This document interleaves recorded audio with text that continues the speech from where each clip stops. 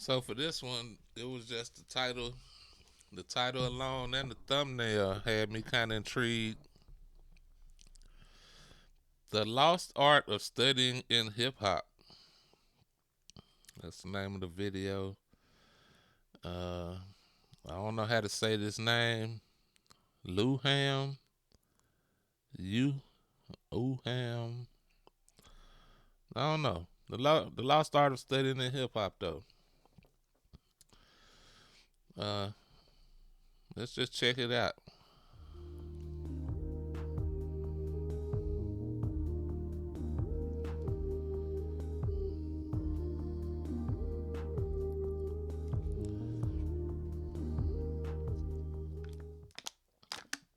To be completely honest, I think hip hop criticism is in a weird state right now. In all my time on the internet hearing the various arguments on why current gen musical figures aren't as good or This brother look kind of young to be, you know, you can't judge a book by the cover though, but that's not what I expected. A young man is saying to be, judging by the title, he's saying to be a historian. You know, that's the vibe I get. But let's see what he got to say. why this generation is trash always boggles my mind because I feel it always comes with unnecessary anchoring or rose tinted vision. Whether it be artists being all about algorithms and streaming numbers, rappers not saying anything in their songs anymore, Man, bruh. I remember one time seeing a Lil Yachty interview. I think it was the same interview where he said Tupac was overrated. Ain't no way, man. If you was in the hip hop when Tupac was alive, ain't no way you could let them words come out your mouth. I mean, seriously. But it was the same interview where he said that, where he was like, you know, I might don't want to say nothing on the beat. I might just want to get on there and just be like, yeah, yeah, yeah. And lo and behold, that's where we at. That's where we at. sampling ruining hip hop, female rappers being too provocative.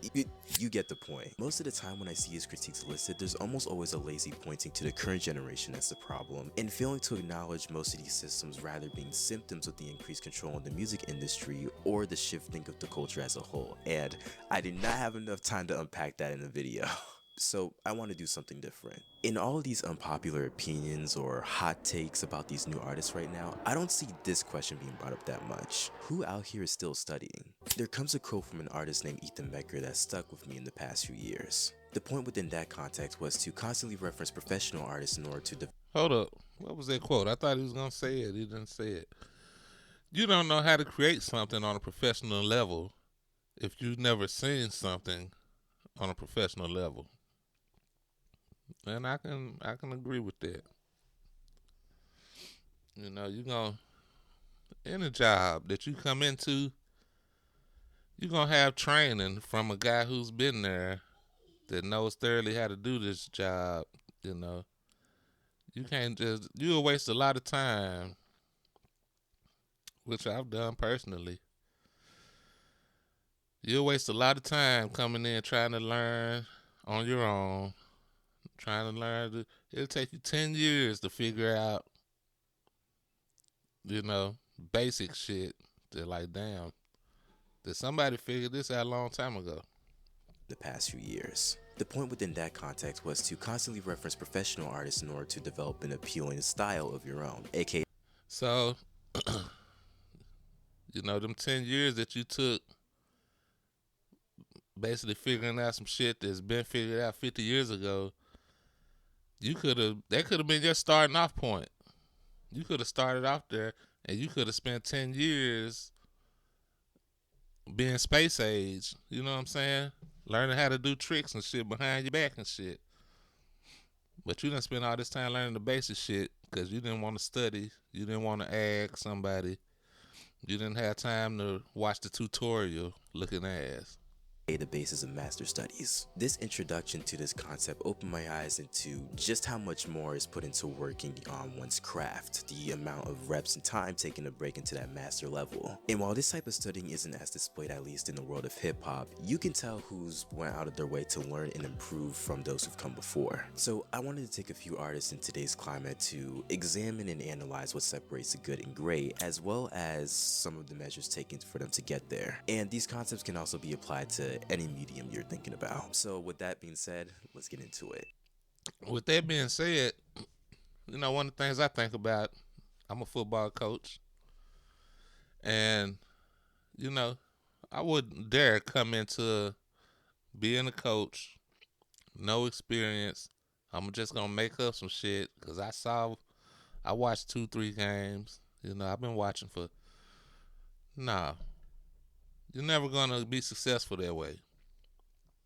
You got to go back and learn the West Coast offense that the 49ers used in the 80s. You got to go back and learn the wing T offense that's predominantly run. You cannot skip those steps and expect to have longevity. You have to study. That's why if you go to college for English class, you want to become an author or whatever, literature, you're going to read Shakespeare. You're going to read Ernest Hemingway. You're going to read Mark Twain. Ain't no way. It's just, you're doing yourself a disservice. And I think I really attribute it to laziness in this new generation. I attribute it to laziness and stubbornness. You think you already got it figured out. How you gonna play guitar and call yourself a guitar player and you never heard Jimi Hendrix? You never heard Chuck Berry, B.B. King? Make it make sense.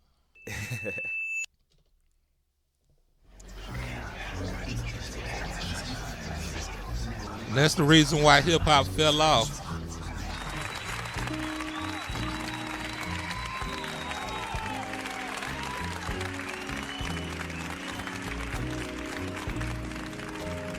That's that the instrumental, that's that Tribe Called Quest, Electronic Relaxation.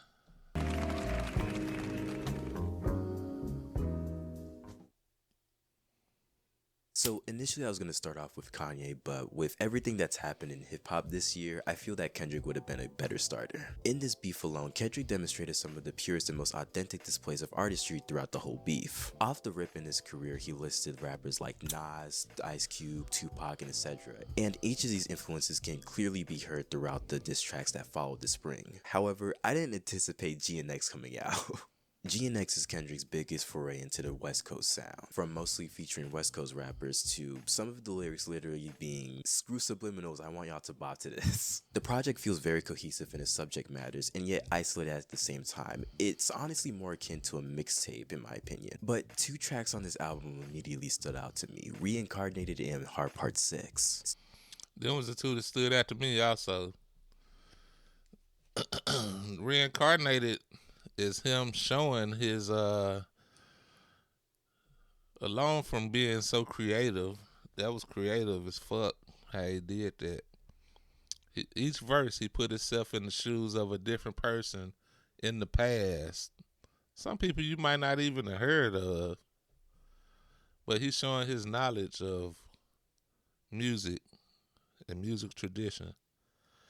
And then the Hard Part 6, he took a beat from an old forgotten song that 1993 or some shit like that, and revamped it. And so yeah, them the ones that stood out to me the most also.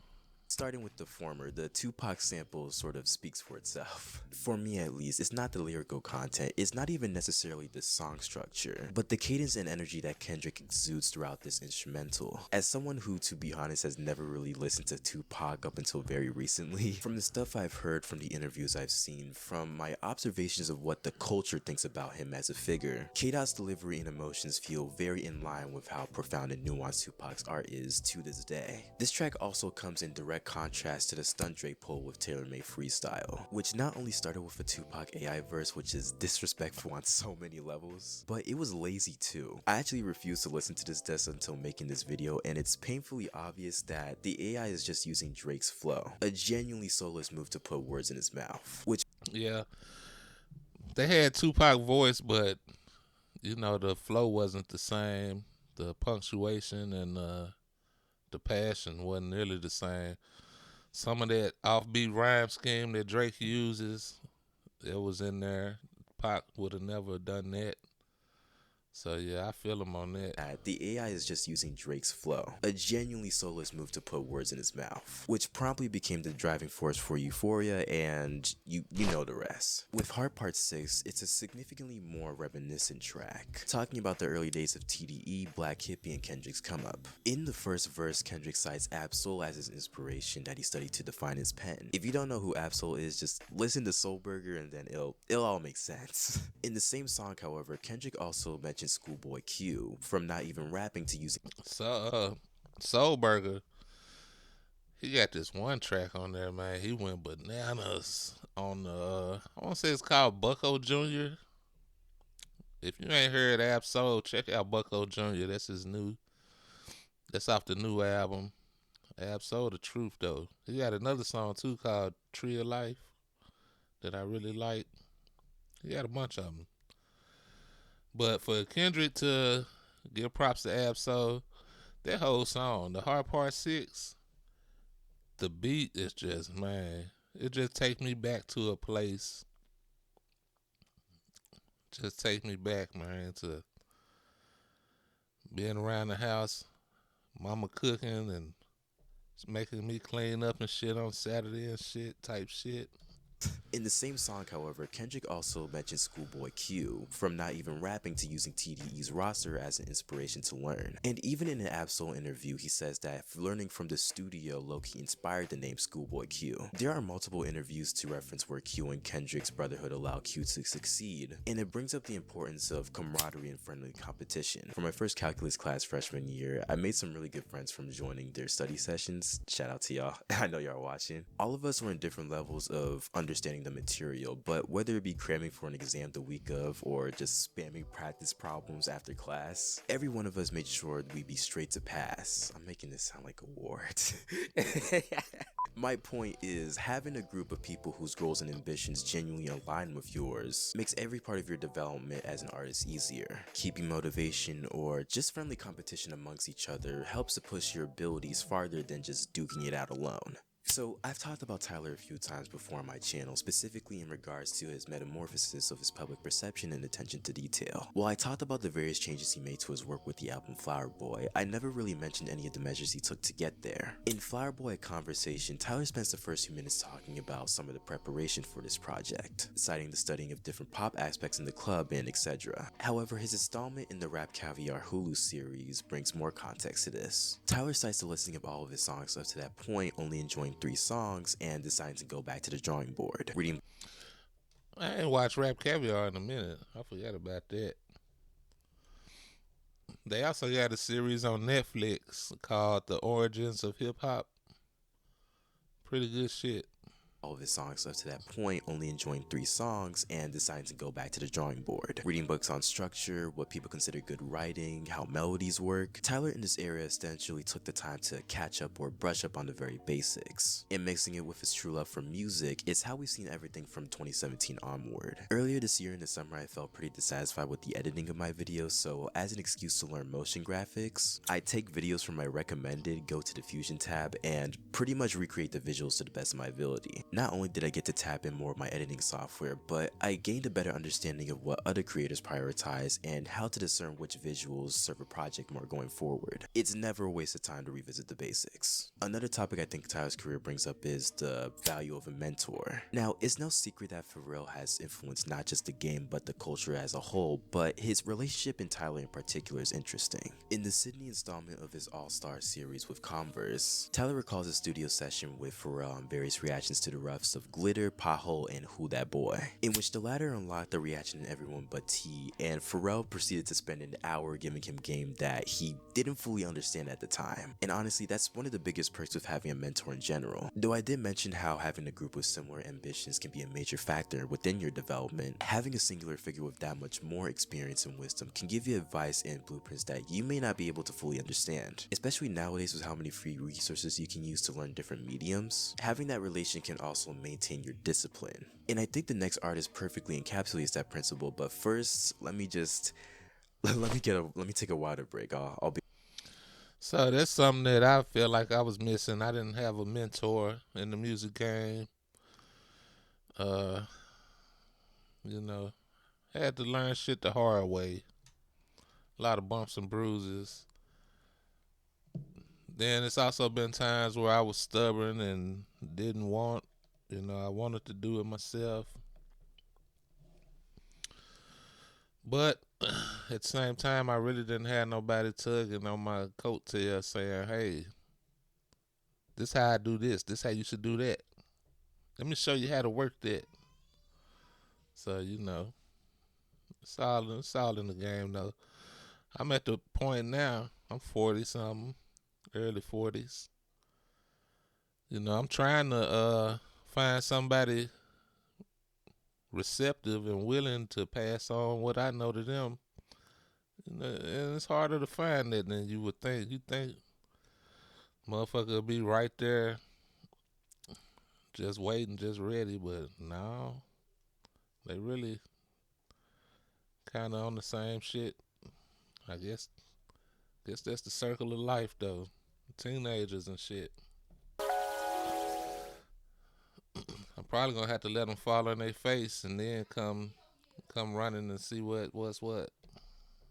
So my introduction to Doechii wasn't from any of her music, but from a TikTok showing one of her old YouTube videos. She was also musically very skilled, but I sort of put her at the back of my head to look for in future reference. And then she held a live alligator on camera. Doechii's spotlight in a way feels comically cliched to some, with the sudden pushing, multiple Grammy nominations, cosigns from some of the best to do it in the culture, and with an unwavering sense of hunger in the game, all before a major studio album. In a world where albums are only promoted for a short time and fizzle out, the presence of a proper promoting of an artist feels unprecedented to some, for some reason. Alligator Bites Never Heal is an alley-oop of a project with as much effort and vibes, and her biggest asset by far is her attention to detail. In her Rolling Stone interview, she explains the ending to one of her standout tracks, "The Now Is a River." So at the end, she enacts this breathing exercise, almost akin to hyperventilating if you listen to it for the first time, and she explains this as a beatboxing style inspired by Dougie Fresh. When was the last time you heard any mainstream rapper solidly Dougie Fresh beatboxing? or Dougie Fresh? This shit crazy. Dougie Fresh, one of the all-time greats. One of my favorite songs from probably my first favorite song I can ever remember as a kid, 3, 4 years old, 5 years old, was The Show by Dougie Fresh and Slick Rick. And that shit come on right now today. I still feel some type of way about it. This shit, man. When was the last time you heard any mainstream rapper solidly reference beatboxing? There's more intricacies in the lyrics throughout the mixtape, but what I found more interesting when doing research was the story and preparation for this project. A good amount of the results for this tape was keeping consciousness and removing personal distractions. In a few of her latest interviews, actually, she talks about how she got to a point where she couldn't get into a studio without smoking smoking or drinking, and that for her to get to where she is now, she cut those off and went hermit mode as she describes. Now, I'm not and will not claim to be a psychologist, therapist, medical professional, or anything of that sort. I'm not going for that. So I won't claim any specific vices to 100% avoid. You know yourself better than me to make that conclusion. However, I will say that one of mine and a bunch of others probably this. Algorithms are a double-edged sword, and there's a million videos about how it homogenizes the culture and stuff like that, so I won't even touch that topic too much. However, for me to start getting into my bag, I have to let the TV go. I got a 50-inch TV right there. I ain't turned it on in 2-3 weeks. I got a PlayStation. I had to let that shit go. So I know what he's talking about. You know, sometimes you gotta stop entertaining yourself. You know, back when I was younger, I ain't even gonna get into that, but we didn't have all this shit, so you know, you had more time to be creative. Now you're spending all your time consuming entertainment and you lose your creativity. You don't have the drive. Before you know it, it's time to go to bed. Gone older with this internet thing, I've recognized my personal responsibility in this relationship. Even with some platforms having more sensitive personal feeds than others, I'm still giving them an idea of what I interact with. That's why whenever I hear friends complain about Twitter or TikTok or insert toxic app here, I always direct them to the not interested button. Because how do you let an app take up your screen time and you still hate it? That's just foolish. Yep, and people do it all the time. You know, I can't stand somebody that soon as you get somewhere or soon as we sit down and they get 2 seconds of somebody not talking to them or whatever, they pull phone straight out, get to rolling, get to scrolling. Same shit you saw yesterday. Same memes and shit. You ain't even took no time to think about what your next move could be. You know, make it make sense. At least filter out your feed to make your experience more enjoyable, or delete the app too. All of this is rotting our brains. The awareness to completely reset her mindset for her being and for her art is probably the biggest contributor to the final product. Now, while this sounds drastic to some, we live in a world where even leaving Instagram for like a week stresses people out. Yeah, that's the world we in today. I mean, folks can't even fathom. Like, it's not even an option. It's not even an option for some, especially the younger people. Put the goddamn phone down, man. Look at what's going on around you.